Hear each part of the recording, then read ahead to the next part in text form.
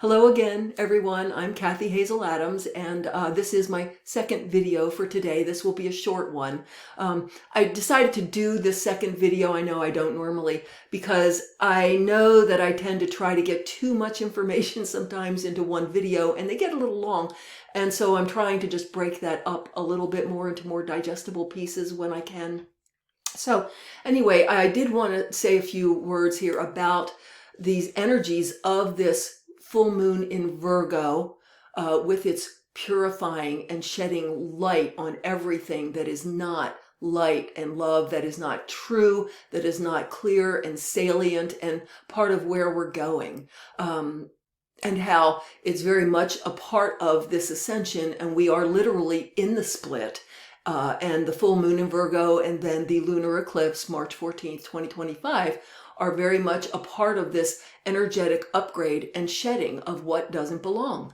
And as I've been saying, that will have everything to do with revelations and the exposure and crumbling of any individuals, any hierarchical structures, any systems, any institutions that are built on the old paradigm of fear, greed, power, and control over others.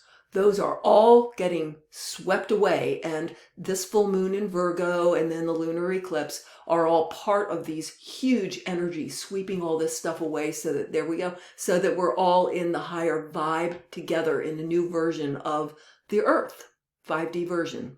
I've got pictures coming in here. So I did want to just share with you briefly, because I know a lot of people are wondering around the world, not just in the US, that what's going on with Trump and Elon Musk. I'm not going to go through a bunch of definite predictions here because, first of all, no one can.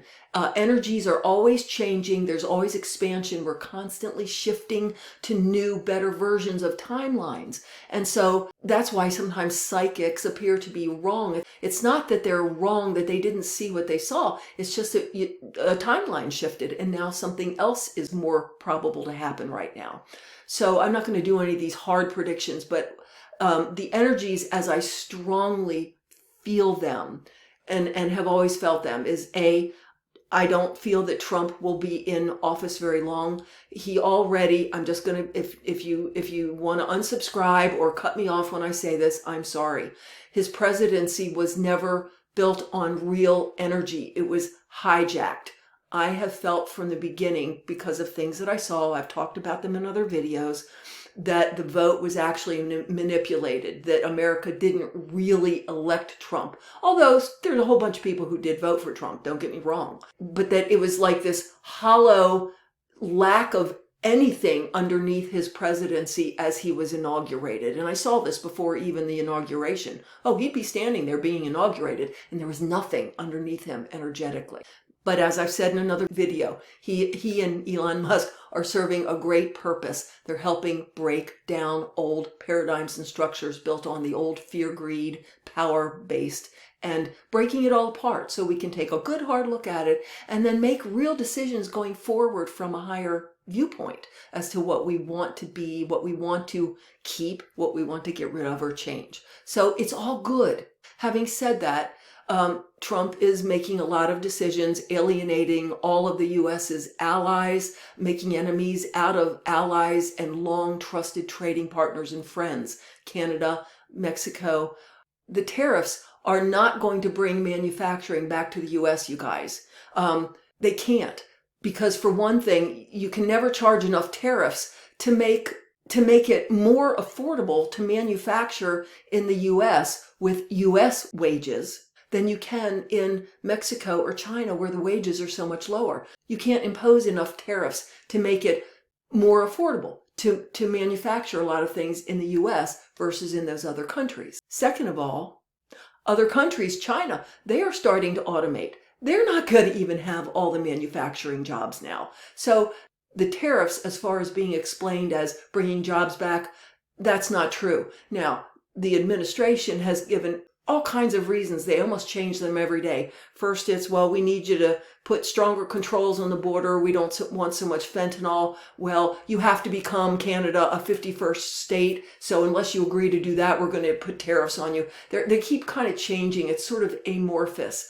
So meanwhile, regardless of what you think of all that, the US economy is suffering now. Prices, instead of going down as Trump promised, are going up, and the stock market is going down. And for the first time ever, Trump seems to be okay with that, whereas before he measured his success completely on how the economy was doing and the markets raising.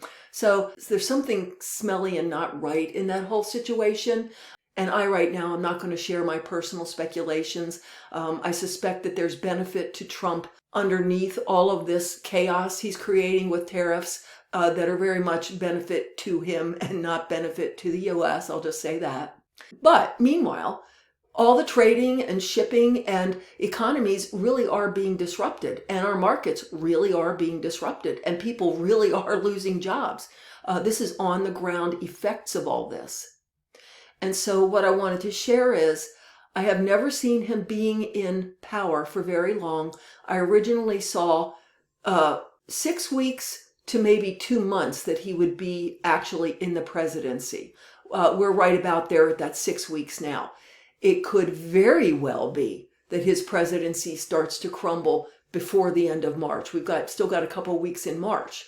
But I had also said in another video that it could go maybe 3 or 4, maybe 6 months, and it doesn't feel like that. Maybe 3 or 4 months of his presidency.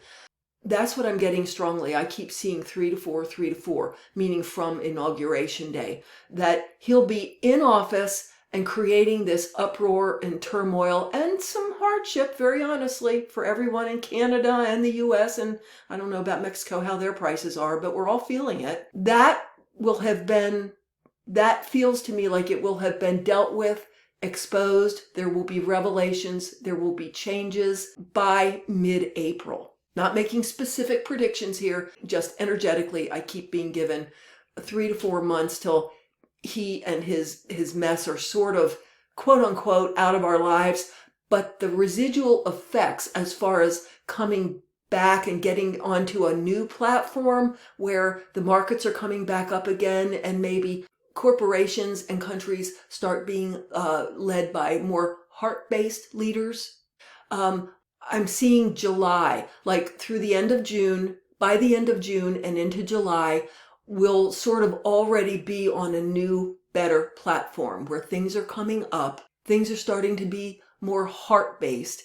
And we're moving forward on a new higher level, a baseline platform level, moving forward as a country and in how the countries around the world interact with each other. So bottom line, there could be big changes in the administration by the end of March or even mid-April, but definitely by mid-April, some kind of big change there, but still recuperating and feeling residual effects from what Trump has done, the chaos he's created through May and June. But then by July, we're sort of found our footing again, and we're on a higher, better level to move forward from there. Again, not making specific predictions. That's all I'll say about that today. I just wanted to let you know what I'm seeing. So thank you for tuning in again. I'll see you next time.